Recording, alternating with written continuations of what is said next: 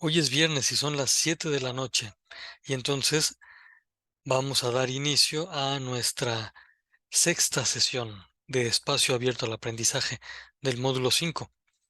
Agradezco a quienes están presentes ahora y también a quienes estarán viendo la grabación de esta sesión.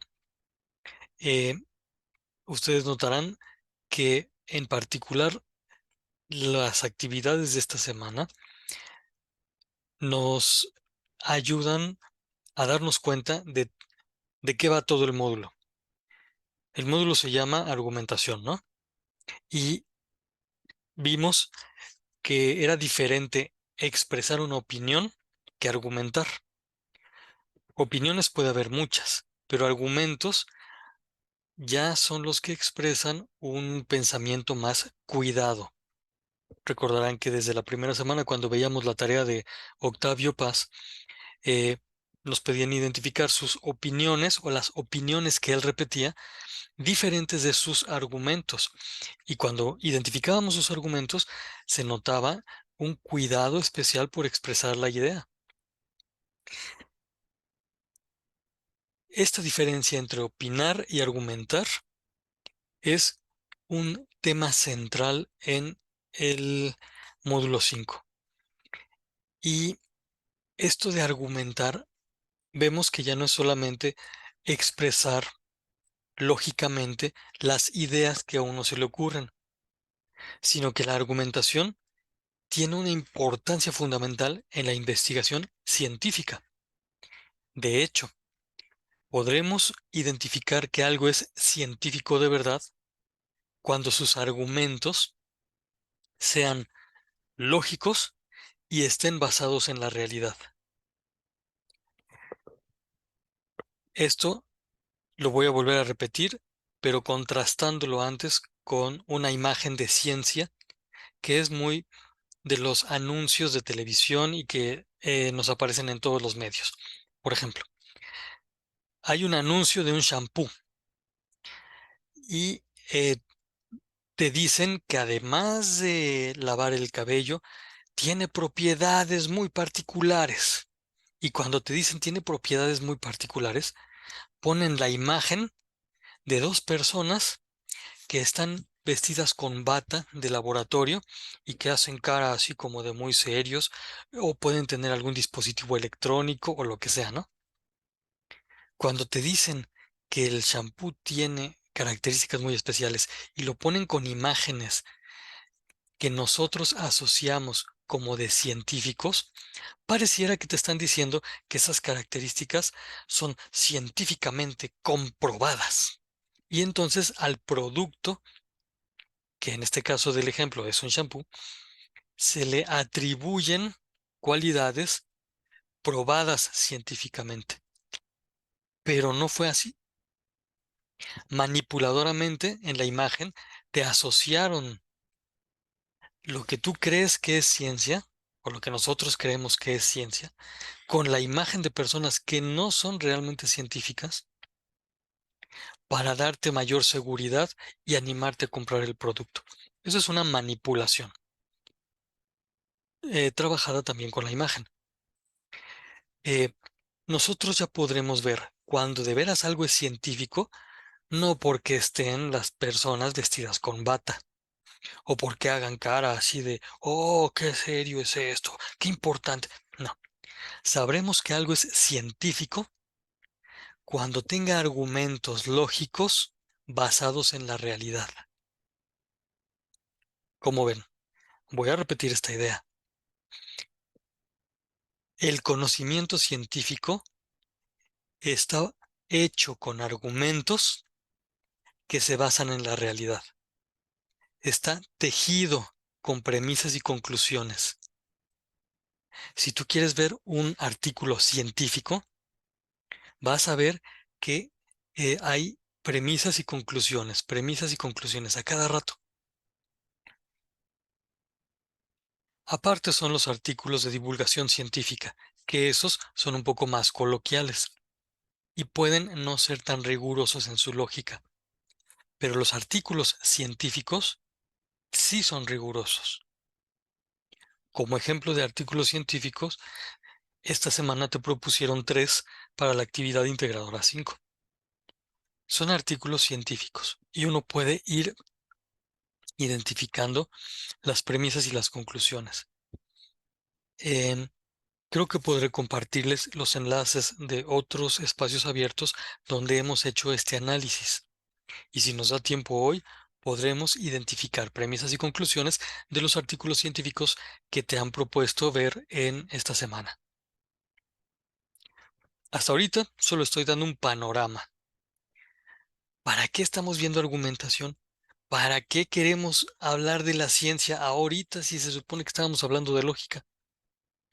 Pues para que tú tengas una formación que te permita no ser manipulado. Para que tú tengas una formación que te permita no ser manipulador o manipuladora. Para eso queremos utilizar bien el lenguaje y el pensamiento, para no decir mentiras que parecen verdades. Y entonces, esto se notará mejor en el resto de, perdón, en las 2 actividades que ocuparán todavía el resto de esta semana, la actividad 5 y la actividad 6. También se notará en el foro, al cual, por cierto, no he visto que muchos entren, pero bueno, sería interesante que entraran al foro aprendiendo.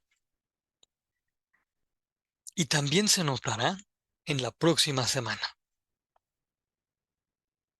Todo este asunto de argumentar para aprender con profundidad, con verdad, con base en la realidad, se va a notar en el proyecto integrador. Y precisamente una de las cosas más importantes del proyecto integrador es la que veremos hoy, la hipótesis. Para llegar a ese punto, antes me voy a detener para escuchar tus preguntas. Y entonces sí, este es el momento donde Axel, Guadalupe y Jessica y todos los demás le preguntan a este profesor y lo exprimen hasta que deje las cosas claras con un lenguaje sencillo y breve, por favor, profesor, para que no estemos ocupando mucho tiempo en las respuestas. Así que me callo y los escucho. ¿Cómo van con tus preguntas? ¿Qué preguntas?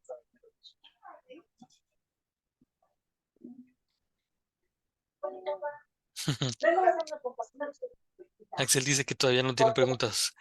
Eso, eso no sé si es preocupante.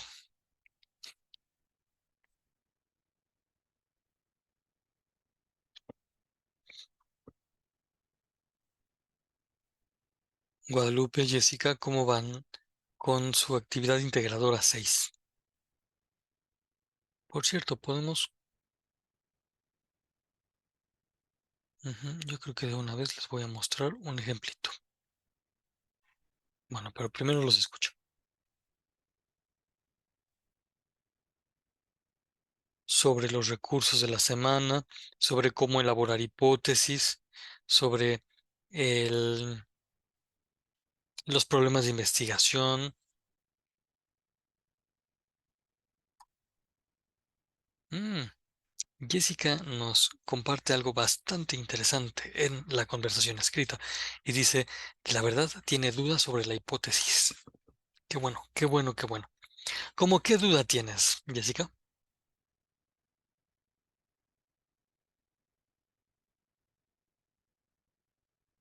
Gracias, Guadalupe, por lo que escribes. No te preocupes, hay tiempo. Y yo creo que después de esta sesión vas a poder tener más elementos para hacer muy bien tus actividades. Pero a ver, Jessica, ¿cómo que duda? ¿Cómo es? ¿Cómo es que se plantea o cómo se hace? Mm, Válgame, ya me puse otra vez así como, ¿quién sabe qué le pasa al Zoom cuando hace eso? Bueno, esa pregunta es buenísima. ¿Cómo es que se plantea o cómo se hace una hipótesis? Buenísimo. Y precisamente Ese va a ser el contenido principal de esta sesión. Para que vean ustedes la pertinencia de esto y cómo nos va a servir para la actividad integradora 6, les comparto un trabajito de estos que me permitieron publicar. Primero el panorama así completo, ¿no? Entonces ustedes pueden ver que no es un trabajo muy difícil porque tiene una portada que yo les he sugerido que realicen como ejercicio de su creatividad libre. Y luego fíjense aquí un escrito, ¿no? Un escrito que tiene, ahí ¿dónde está? Vamos a ampliarlo más, que tiene un título, el planteamiento de un problema del cual hablaremos ahorita, la justificación con por lo menos 6 renglones, uno, 2, 3, 4, 5, 6 y cachito.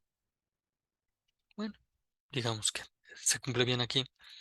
La postura tuya frente al problema, pero en forma de argumento, donde el argumento es el razonamiento expresado en premisas de las cuales se obtiene una conclusión.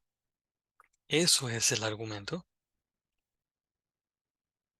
Aquí hay dos argumentos, vamos a ver más adelante si es que nos piden dos o tres. La hipótesis, que fíjate, es una frase de 2, 3, 4, 5, 6, 7, 8, 9, 10 palabras. Una sola frase. Eso es la hipótesis y ahorita vamos a ver cómo se hace, cómo llegamos a eso. Y después la mención sintetizada de lo que algunas ciencias o disciplinas o técnicas eh, hacen para abordar el tema que a ti te está interesando. Em, la mención de los objetivos de aprendizaje de una investigación y finalmente la cita de las fuentes. Esta es la estructura fundamental y estaremos regresando a esto como para ilustrar em, lo que se nos va pidiendo. Y mientras cambio de pantalla, atiendo a la pregunta muy interesante de Axel, que nos dice, ¿la postura tiene que ser necesariamente a favor o en contra? ¿O puedo mantenerme neutro? Obviamente con los debidos argumentos. Con neutro, dice Axel, me refiero a dar puntos a favor y puntos en contra. La pregunta, Axel, es muy buena y me parece muy adecuado aclarar algo. Uno, en realidad, no puede tener una postura neutra que sea algo que ni sí ni no. Cuando ya estás involucrado en un tema, tu propia naturaleza, el propio juicio, hace que te adhieras a algo. Voy a poner primero un ejemplo gráfico que puede no tener mucha relación, pero nos va a dar elementos como para poder entender después cómo funciona esto. Imagínense que están ustedes en un camión. Primero están sentaditos. Eh, si les preguntan, ¿estás moviéndote o estás estático? Bueno, si el camión está parado, detenido en un alto o todavía está en la terminal y no se mueve, tú podrás decir, no, pues yo estoy estático, no me estoy moviendo, no me estoy moviendo. Pero cuando ya el camión se empieza a mover, aunque tú estés sentado, vas a moverte a solo una de dos posibles direcciones, o para atrás o para adelante. Si el camión hace maniobras y está como que dando vueltas o acomodándose o alguna cosa así, aunque esté dando vueltas, aunque esté yendo oblicuamente, o lo hace para adelante o lo hace para atrás. No hay de otra. Y si te preguntaran en ese momento en que el camión se está moviendo, oye, ¿tú estás estático o te estás moviendo? Tú sigues sentado. ¿Qué puedes responder? ¿Realmente estás estático?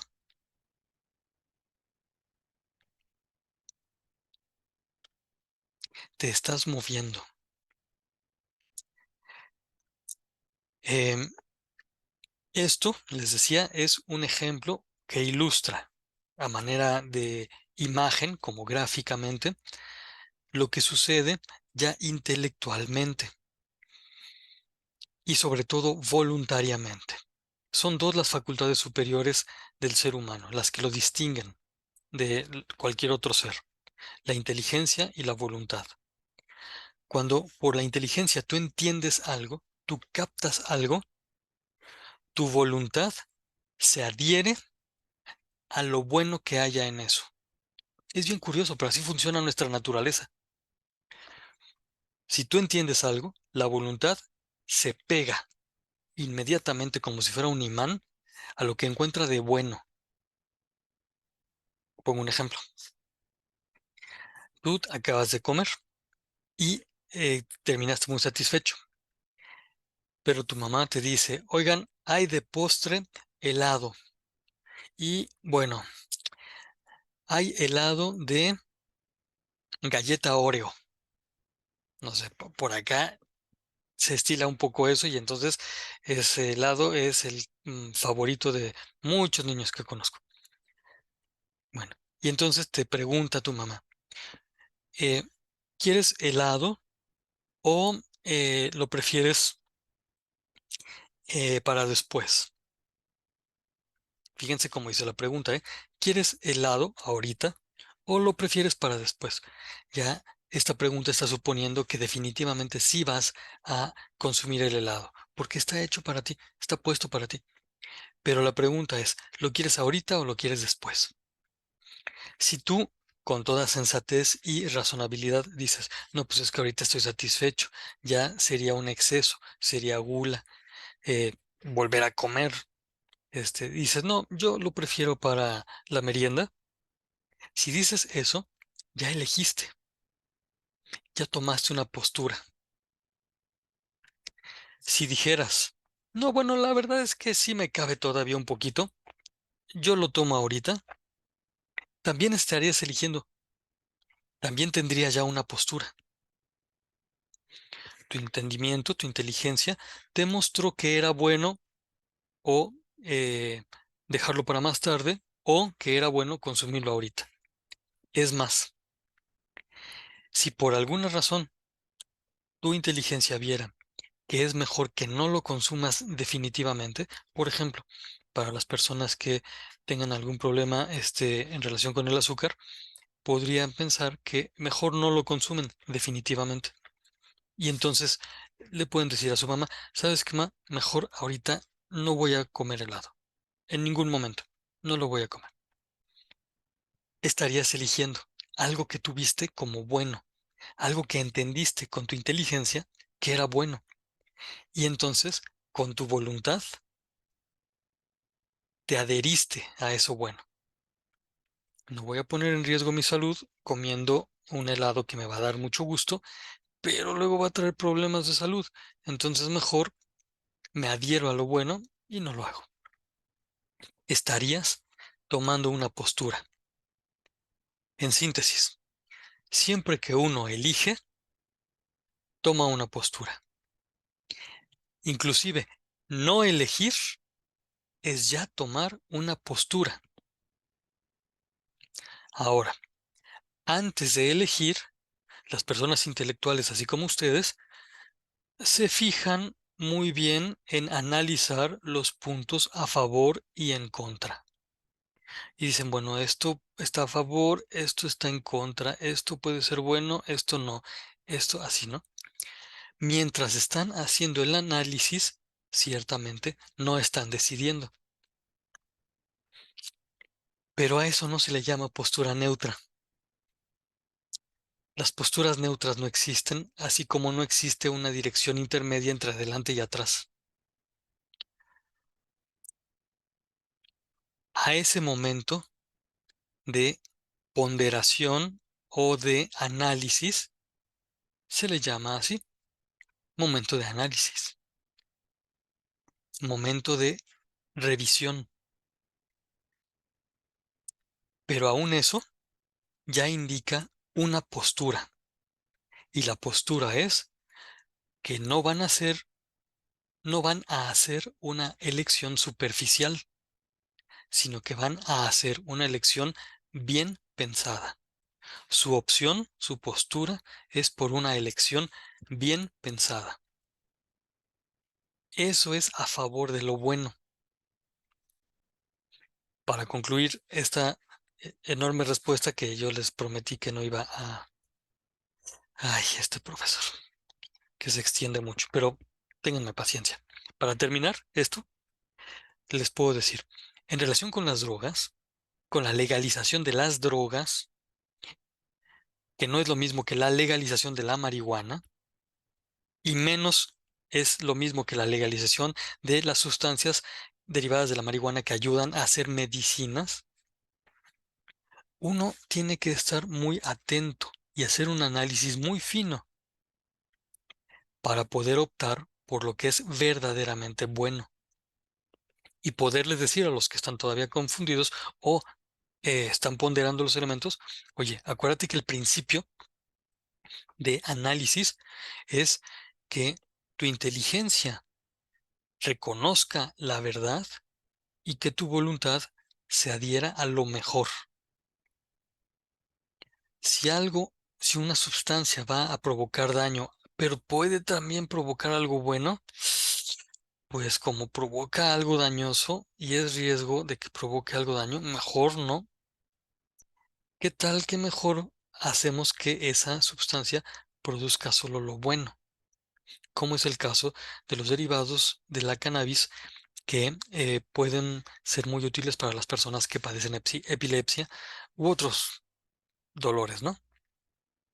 Eso es lo bueno, pero eso no significa que la persona se drogue y menos significa que se legalicen las drogas.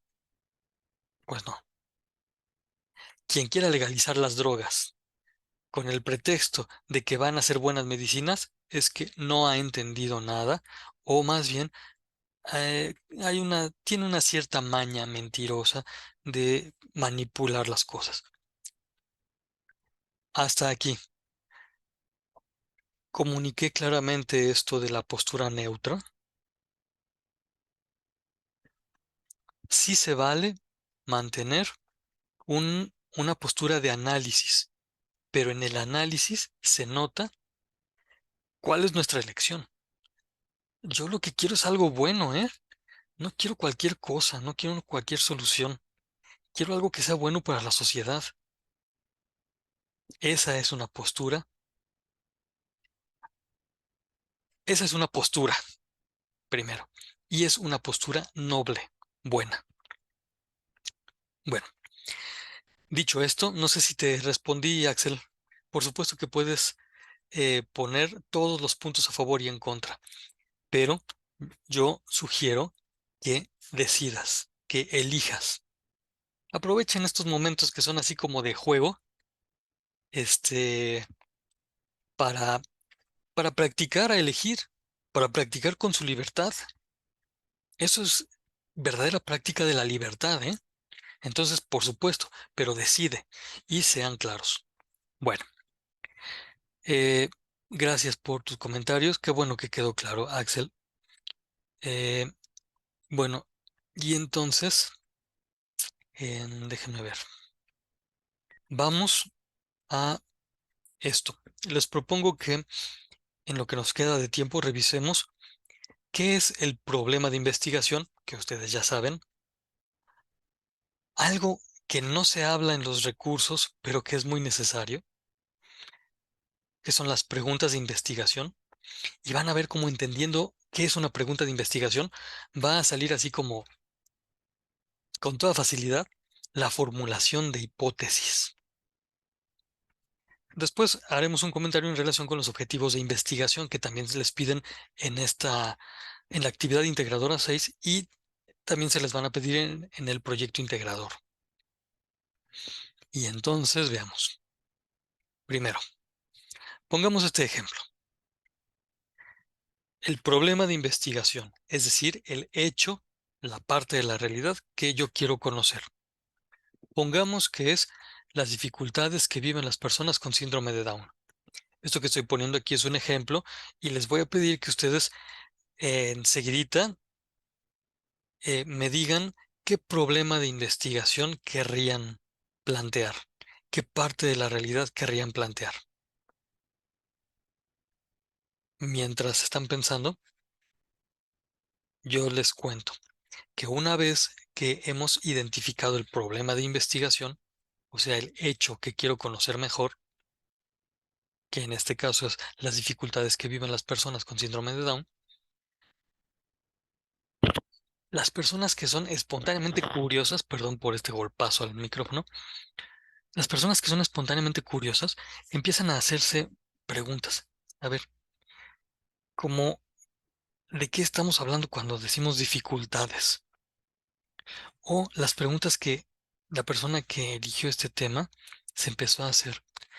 ¿De qué modo podemos relacionarnos con las personas con síndrome de Down? ¿Cómo es el modo de relación que tienen las personas con síndrome de Down? ¿Qué tanto el síndrome de Down afecta a la vida cotidiana de las personas que lo padecen?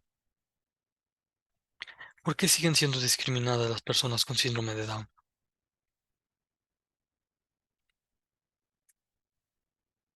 ¿Cuál es la visión del mundo ante los casos de síndrome de Down? ¿Qué tanto afecta la discriminación a las personas con síndrome de Down en su vida cotidiana? Estas preguntas, sobre todo, bueno, notarán que esta se parece mucho a esta otra, son el resultado del ejercicio que ahorita vamos a hacer. Por cosa de tiempo, voy a terminar de una vez esta primera sección de la sesión y les pido, si es posible, que puedan conectarse de nuevo para que entonces me digan como qué preguntas, perdón, como qué problema de investigación les gustaría plantear ahorita en esta sesión. Estamos jugando, ¿eh? Estamos jugando a hacer investigación. Y entonces, a ver, nos conectamos en un momentito más. Hoy, hoy.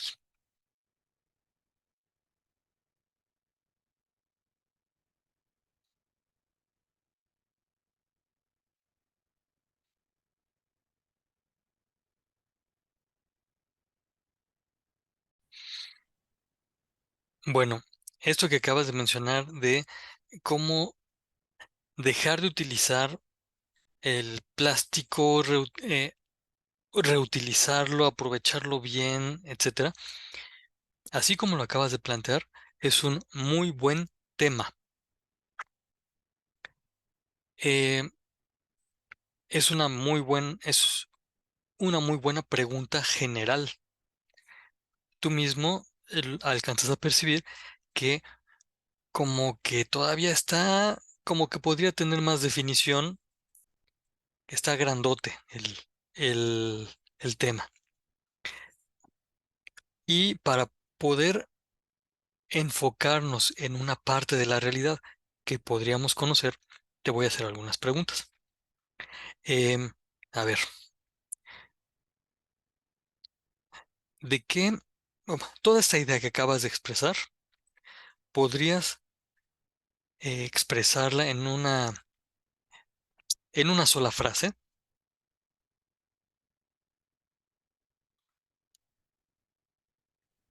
Am, no, no se me ocurre cómo podría hacerlo. Vamos a hacerlo juntos, no te preocupes. A ver, puedes decirme otra vez, decirnos otra vez, qué es lo que desde siempre te ha inquietado. el uso, no es indebido, el mal uso del plástico. Muy bien. Fíjate que entonces ya ahorita lograste en una sola frase, bastante concreta, expresar todo lo que te inquieta. Y entonces podemos ponerlo. Ah, no, aquí no. Acá.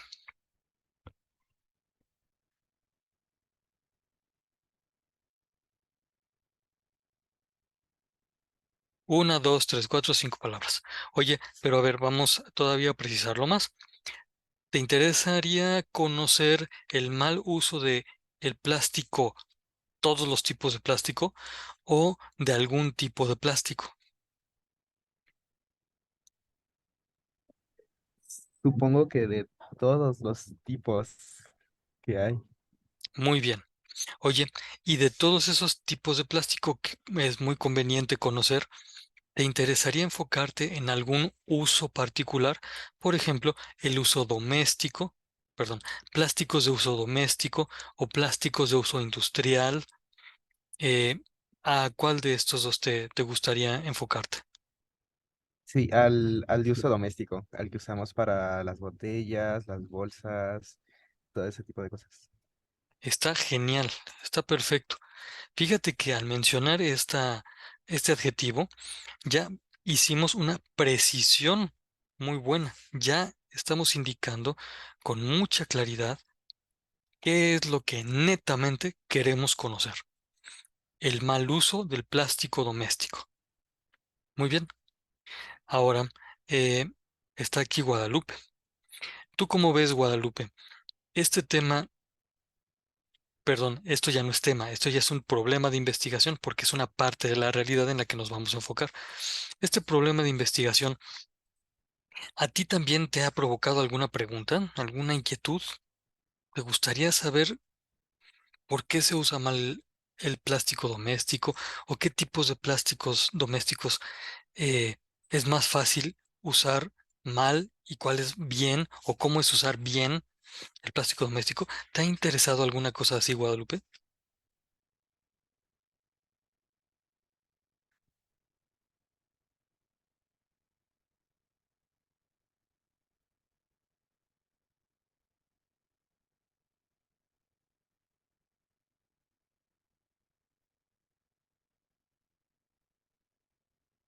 Si no recuerdo mal, el ambiente de Guadalupe suele ser un poco ruidoso y por eso ella prefiere no utilizar el micrófono y está muy bien.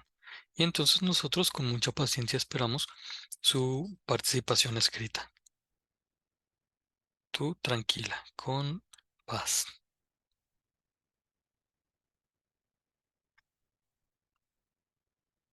La pregunta es si a ti también te ha eh, intrigado este, este asunto, que puede ser un buen problema de investigación.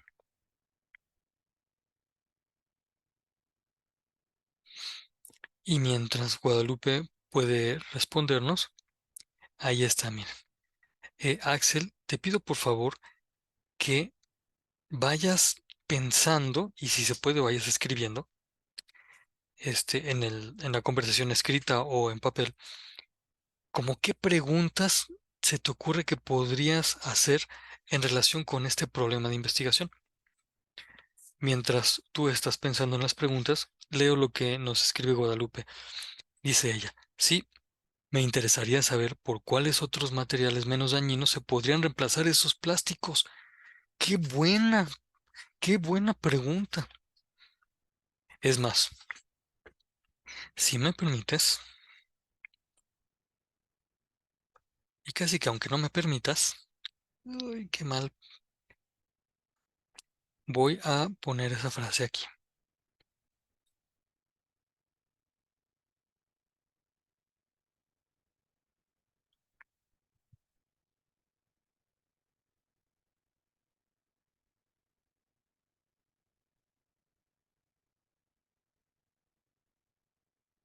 Mm, Guadalupe, ¿cómo qué otras preguntas?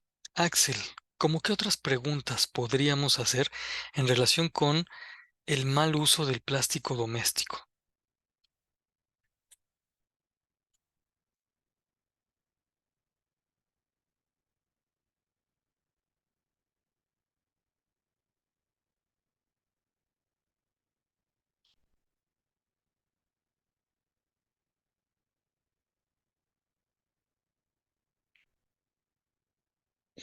Se me están ocurriendo varias. Mi pluma está acá. ¡Ay!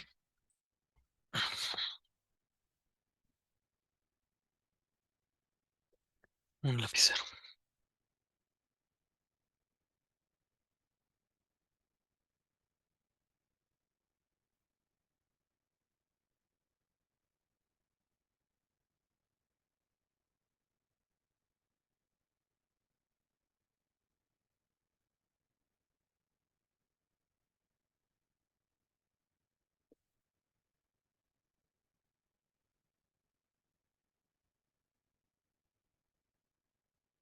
Ah, qué buena pregunta está poniéndonos Axel en el- la conversación escrita.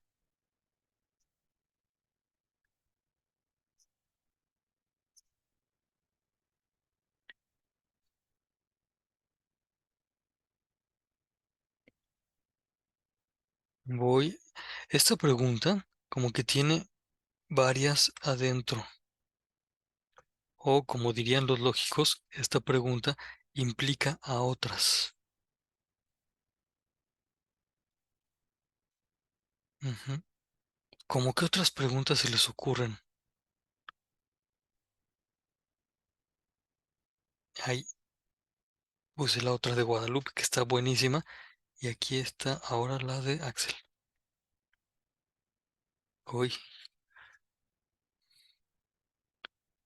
se me va, se me va. Aquí está.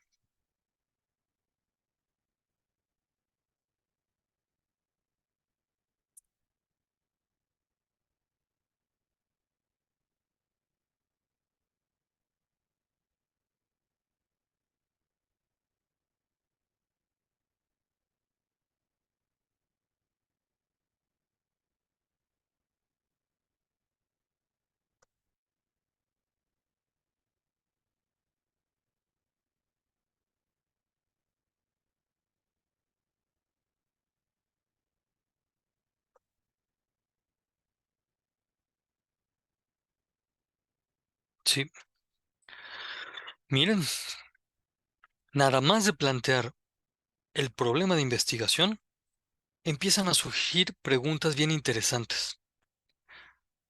Nada más de ver con atención la parte de la realidad que queremos conocer mejor, la curiosidad empieza a llevarnos por un montón de caminos posibles.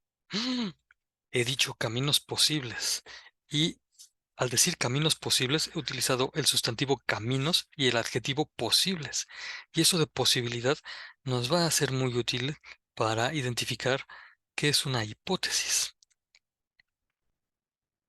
Uno podría seguir haciendo este, eh, preguntas. Permítanme añadir una.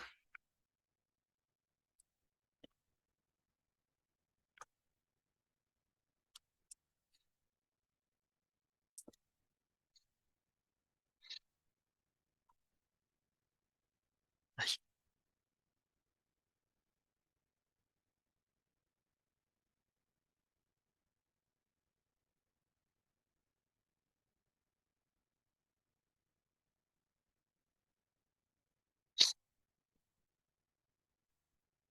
estas preguntas que ustedes ven en la pantalla y otras, por ejemplo, ¿a qué llamamos plástico doméstico?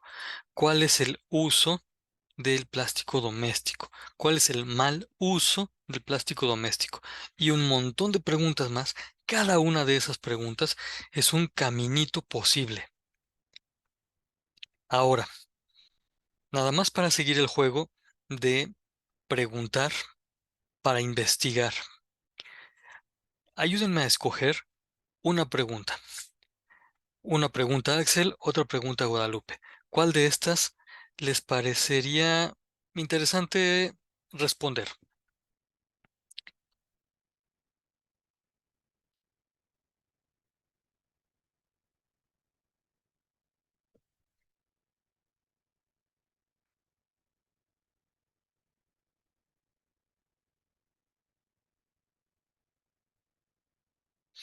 ¿Cuál pregunta te gusta, Axel? ¿Cuál pregunta te gusta, Guadalupe?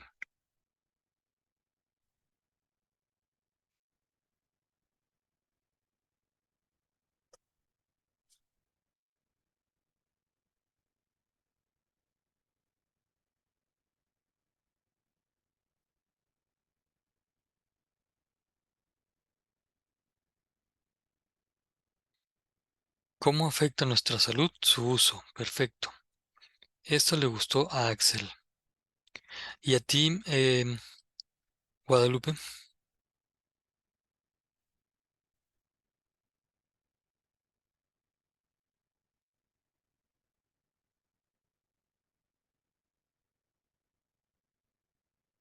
La primera. Es decir, ¿por cuáles otros materiales menos dañinos se podrían reemplazar estos plásticos? Muy bien. Por pura cosa de espacio, voy a quitar las otras.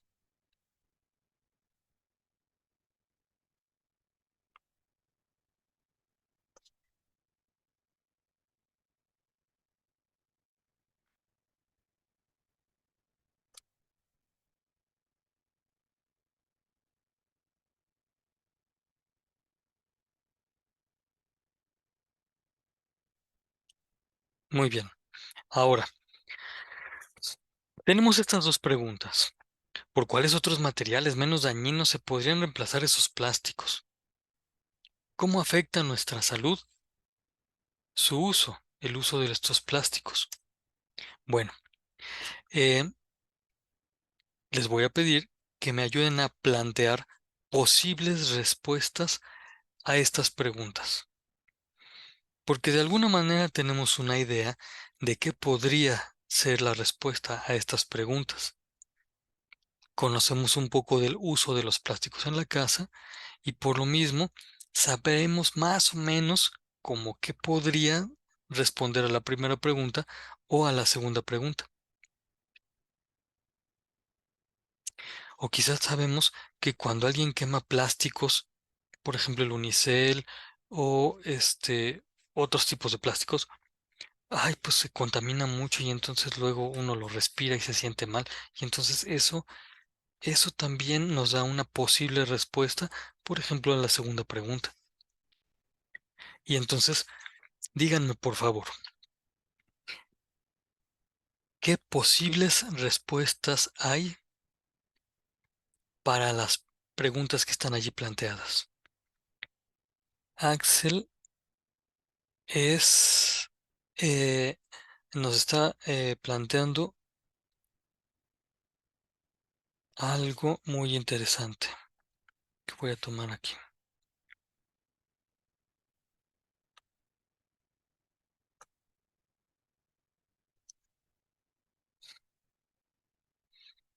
Como decir nada más microplástico en la sangre nos deja así como que, bueno, ¿qué onda con eso? Vamos a darle una redacción que nos permita acercar esta idea a modo de respuesta. Ah, mira, además también está contaminación que produce en la elaboración, en el transporte, etcétera. Ujú. ¿Cómo afecta a nuestra salud su uso?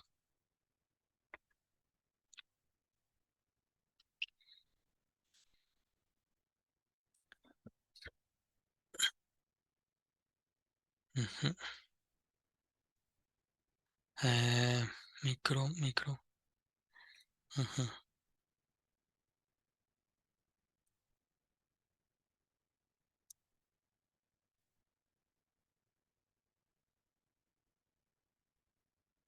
Ay,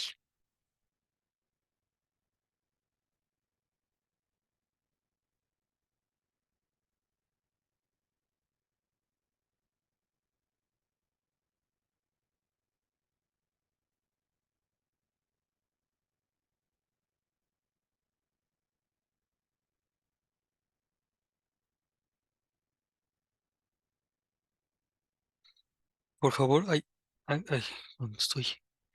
Por favor, Axel, dime si esta posible respuesta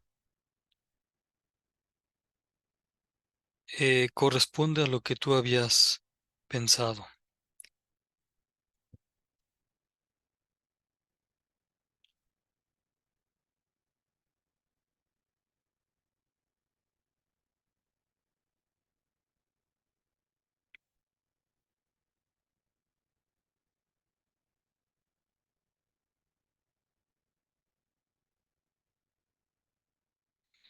Y mientras también Guadalupe, a ver qué posible respuesta podríamos dar a la primera pregunta o también a la segunda. Gracias, Axel, por corroborar que esta propuesta de respuesta sí corresponde a tu idea. Voy a poner la otra.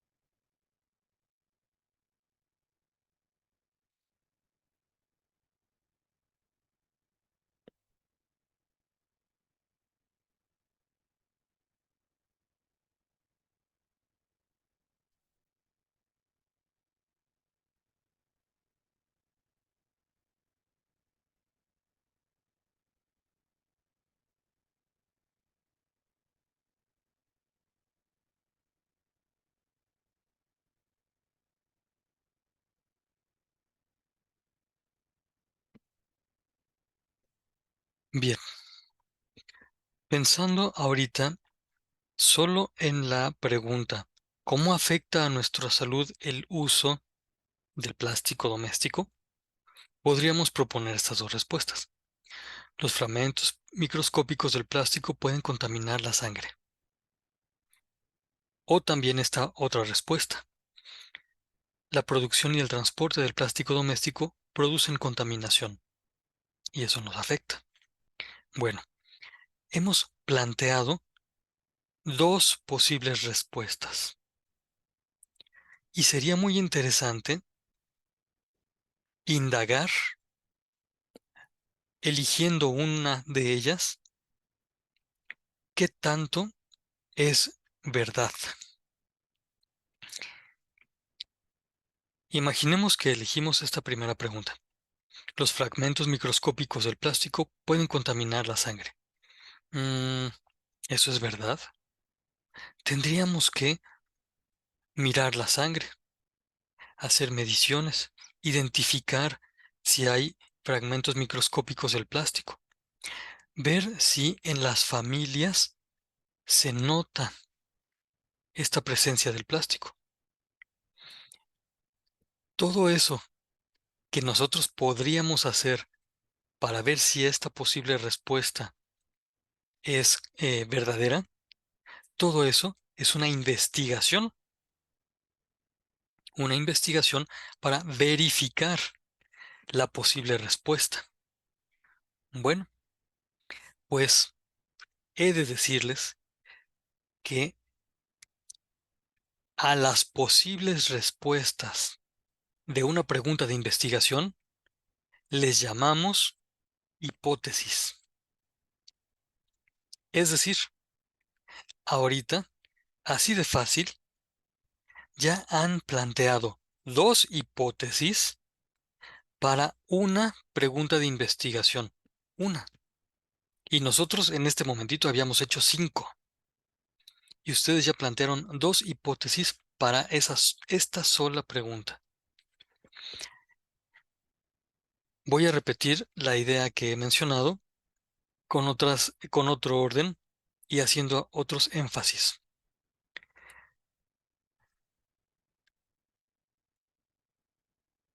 La hipótesis es la posible respuesta a una pregunta de investigación.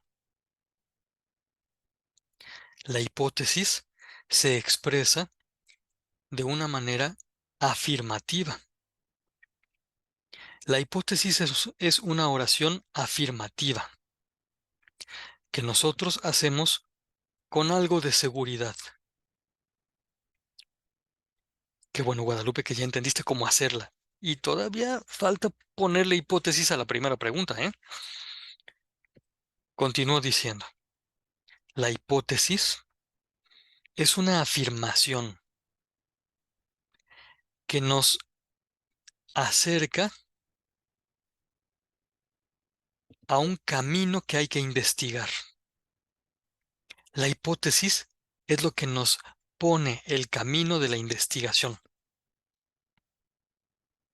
Y entonces, cuando Axel tenga un poco más de tiempo, que puede ser, por ejemplo, en la licenciatura, o ya desde la próxima, en 2 semanas, cuando estén de vacaciones, ya que hayan terminado el módulo 5, puede hacer una investigación así y entonces va a verificar, es decir, a ver si es verdad la hipótesis cualquiera de las dos que elija, la de los fragmentos o la de la producción y el transporte de plástico que producen contaminación.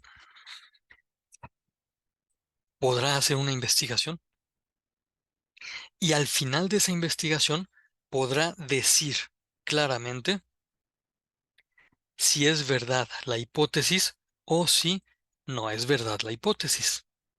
Lo podrá decir claramente.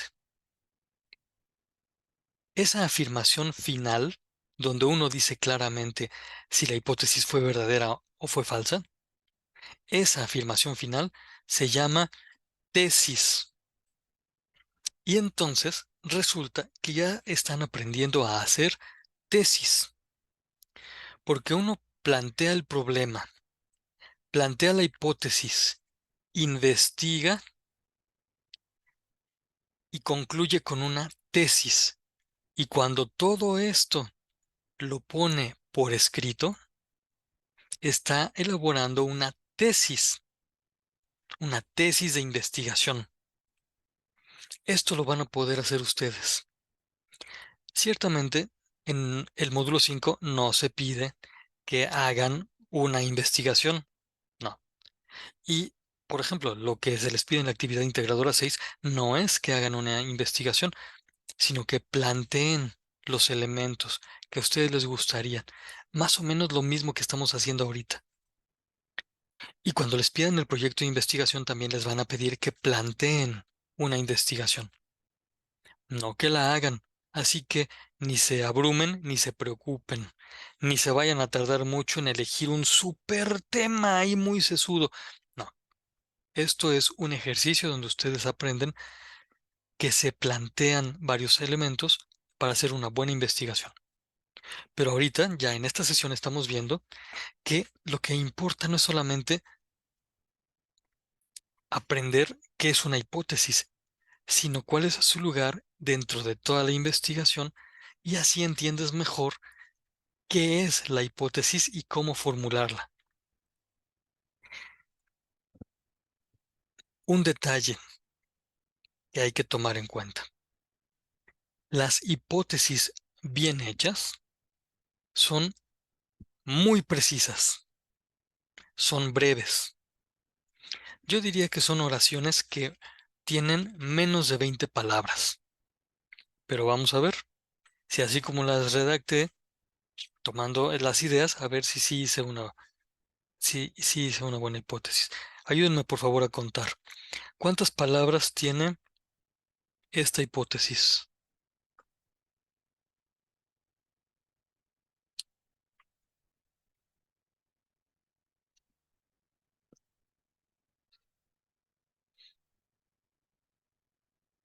Gracias, Axel. ¿Son las mismas que cuentas tú, Guadalupe? ¿También tú cuentas esa cantidad? Perfecto. Efectivamente, 9 palabras. Ustedes no hicieron rollo, no justificaron, no hicieron eh, opiniones, sino que simplemente expresaron una posible respuesta a la pregunta de investigación. Oigan, ¿y cuántas palabras tiene la segunda hipótesis?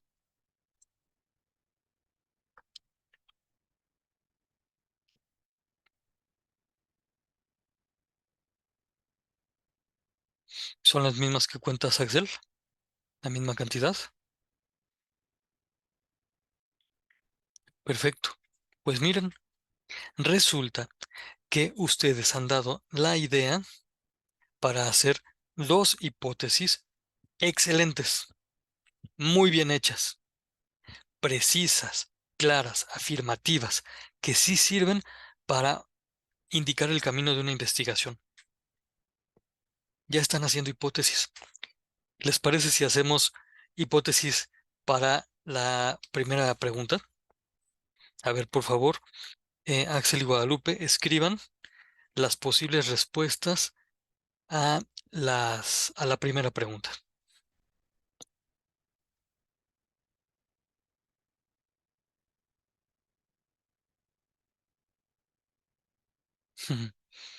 Dice Axel que lo hicimos entre los tres. Bueno, entre todos lo hicimos. Está bien. Estamos jugando y se juega entre todos. Es verdad eso.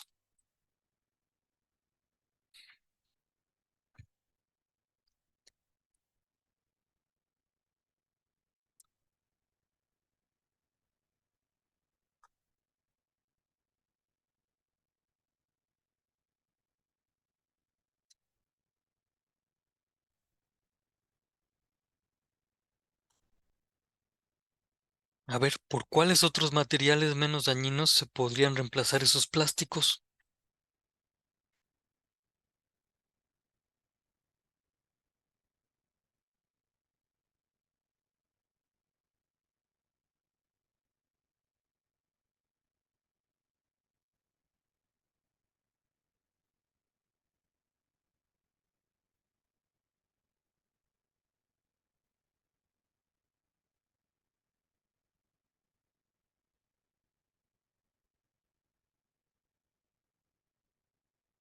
A mí también se me están ocurriendo algunas cosas.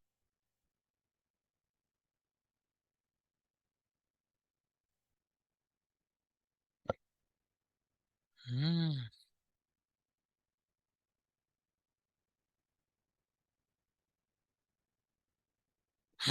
ahí, eso se va a terminar. Dice, ujú, dice Axel, que en algunos lugares se reemplazaron los popotes de plástico por popotes de metal que se pueden lavar y utilizar muchas veces. ¿Sí?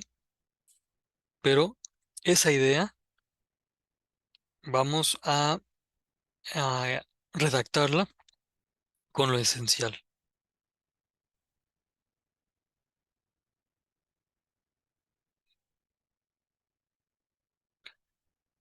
Ah,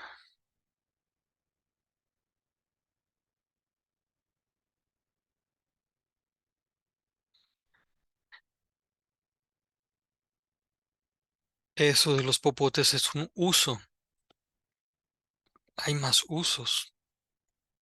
Pero a ver, Axel, cuenta de cuántas palabras nos quedó esa posible respuesta que habla de los popotes de plástico.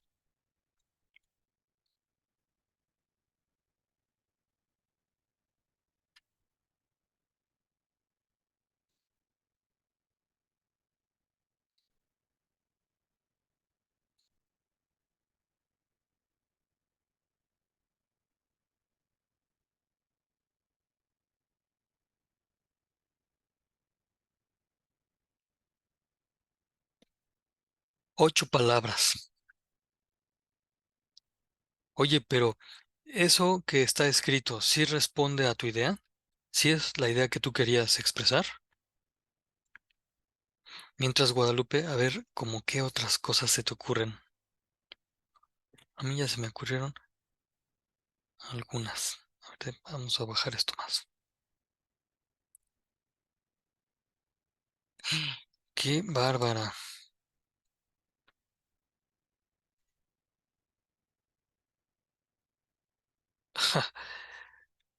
Axel, no sé si preguntas o afirmas cuando dices que sí, pero vamos a ver ahorita esta. Algunos plásticos pueden ser reemplazados por objetos hechos de barro.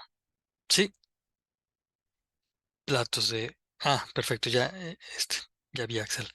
Platos de plástico, jarras de plástico, perdón. Platos de plástico pueden ser hechos de barro, platos de barro. Jarras de barro, vasos de barro, efectivamente. También de metal. eh, duran más. Algunos. Tinas, las jícaras, bueno, no sé.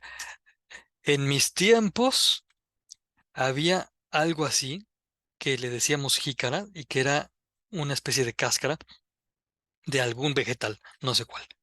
Pero esas después fueron suplidas por ¿cómo se llama? Las bandejas de plástico. Entonces, pero las jícaras eran de vegetal.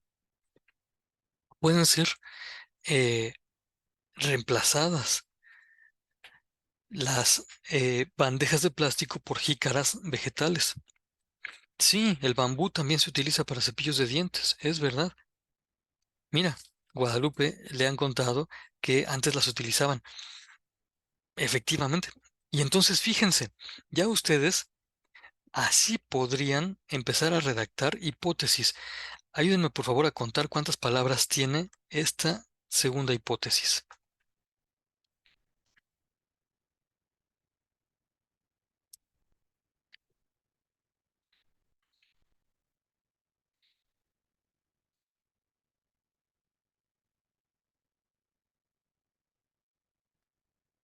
¿Son las mismas que cuentas tú, Axel?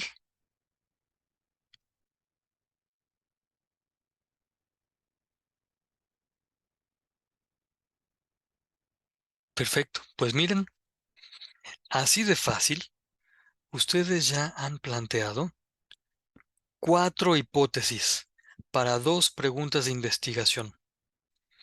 En los recursos de la semana no se hace mucho énfasis en las preguntas de investigación, pero resulta que la manera más eficiente de hacer las hipótesis es primero hacer preguntas de investigación. Esto mismo lo voy a decir de otra manera.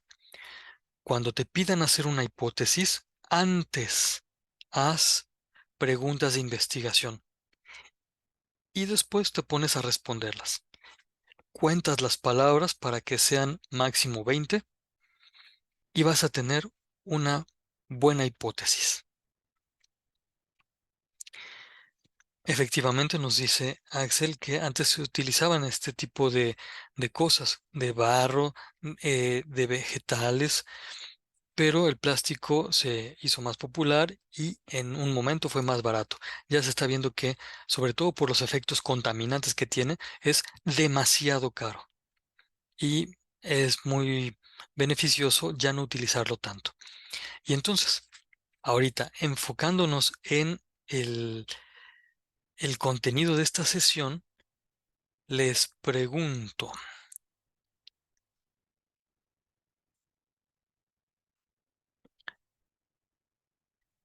¿quedó un poco más claro esto del problema de investigación?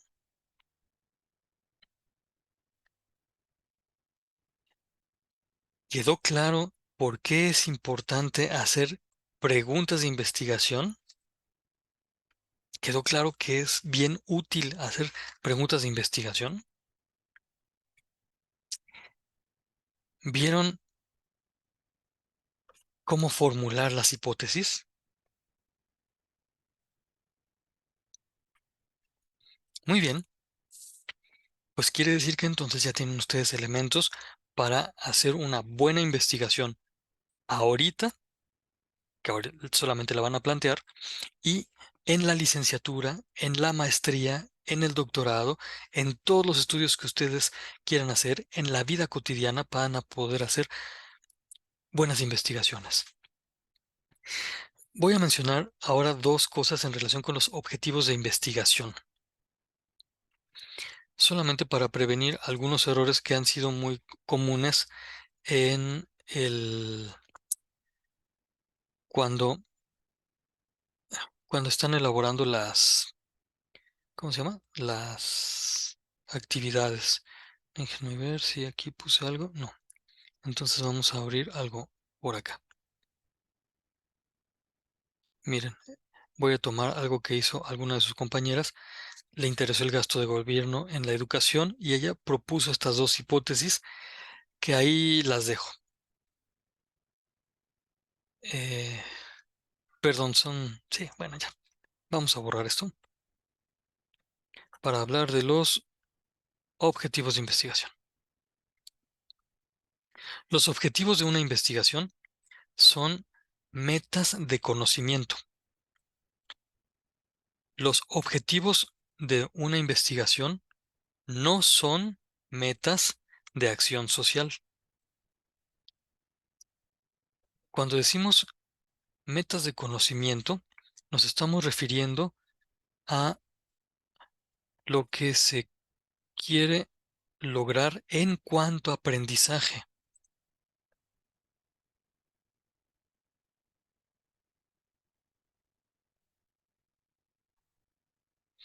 Por lo mismo, los verbos de los objetivos de investigación siempre tienen que estar relacionados con el conocimiento, el entendimiento, la comprensión, el dar a conocer, pero siempre a nivel intelectual. Para eso son las investigaciones. Después, hay algunas investigaciones que se utilizan para acción social, pero la acción social no es un objetivo de la investigación. Nos queda menos de un minuto. Y entonces, eh, les pido por favor que se vuelvan a conectar nada más para asegurar que haya quedado claro esto y que nos podamos despedir muy bien. Tengan paciencia, tengan paciencia.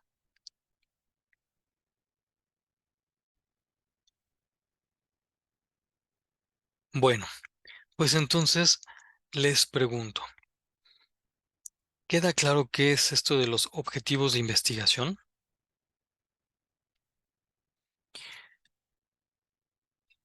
Eh, para contrastar y que quede un poco más claro por qué estoy diciendo continuamente que no son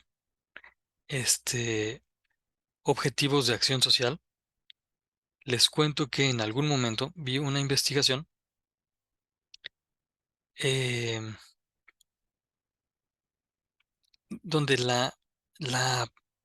sí, ya la estoy recordando, la compañera de ustedes estaba muy interesada en hacer una investigación. Ay, ven nomás qué feo se ve eso. Bueno, es la máquina que no procesa bien. Eh, una compañera de ustedes estaba muy interesada en investigar acerca de el maltrato que se le da a las mascotas. Es un buen problema de investigación, no porque sea difícil, no porque sea algo horrible, sino porque es una parte de la realidad. A muchas mascotas se les da un maltrato. Y a ella le interesaba entonces hacer esa investigación y planteó como pregunta de investigación, ¿qué causa el maltrato en los animalitos domésticos? Es una pregunta de investigación muy buena. Y entonces lanzó una hipótesis, algo parecido a eh, el egoísmo de las personas que piensan que las mascotas son un juguete, provoca el mal uso, perdón, el maltrato a los animalitos. No sé si esta hipótesis la estoy diciendo bien, ni sé cuántas palabras, pero habría que ver si esta hipótesis tiene las palabras adecuadas. Bueno, pero cuando puso los objetivos, ella puso que su investigación era para hacer carteles que evitaran el maltrato a los animales. Su investigación era para hacer que las personas dejaran de maltratar animales. Me quedó muy claro, muy grabados estos dos objetivos, porque hacer que las personas cambien de su manera de pensar o hacer que las personas dejen de maltratar son objetivos que ya no corresponden al conocimiento, sino a la acción en otras personas. Y una investigación que uno hace no puede causar la acción de otras personas. Puede servir para que esas personas, si están interesadas, se enteren y ellas por sí mismas, con su propia convicción, cambien. Pero la investigación solita, publicada, no va a evitar el maltrato de las mascotas. Entonces, evitar el maltrato de las mascotas no sería un objetivo de la investigación. Sería un objetivo social, de acción, pero no de investigación.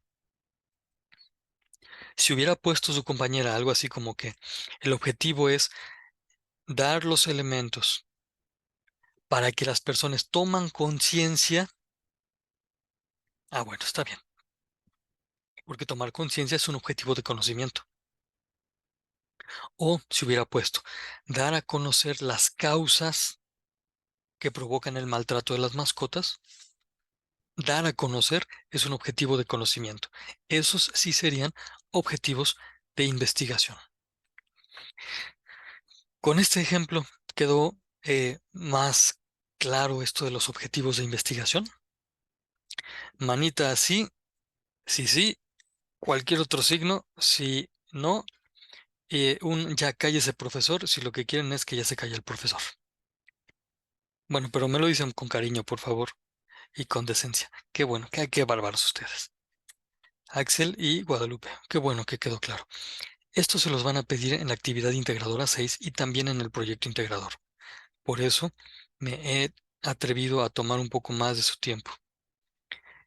Eh, y pues bueno, agradezco mucho la paciencia que han tenido y también creo que agradezco más la participación inteligente, despierta que han tenido en esta ocasión. Les animo a que sean investigadores, de verdad. Les voy a compartir algunos materiales al respecto, pero sería muy bueno que ustedes, quienes están ahorita y quienes vean esto después, sean investigadores. Nuestra patria necesita investigadores bien, bien buenos. ¿Sí se animan a ser investigadores? Sí, profesor. Perfecto. Muy bien, entonces hemos cumplido. Eh, Nos vemos el próximo lunes. Yo voy a estar pendiente de sus preguntas cuando vean la cuarta sesión guía de inicio de semana, que es la que les va a dar los elementos para realizar su proyecto integrador. Y será nuestra última sesión guía de la semana, pero tendremos también las sesiones de espacio abierto el miércoles y el viernes en el horario que ustedes ya conocen. Por lo pronto, yo les dejé de tarea que lavaran trastes la vez pasada. ¿Sí lo hicieron? Sí, sí, antes de las despedidas. ¿Sí hicieron su tarea? ¿Sí lavaron los trastes de la cena? Ándale. Ahí está Axel, poniéndonos una cara de sorprendido. Muy bien. Guadalupe nos dice que, perfecto. Muy bien. Sí lavaron trastes. Muy bien. Pues les desafío a que lo vuelvan a hacer. Los trastes de todos. Por generosidad. Hagan su generosidad grande con ejercicios de generosidad, como este, de lavar los trastes de todos con mucha alegría. Causen ustedes alegría y paz en sus familias. ¿Va? Y nos vemos la próxima semana.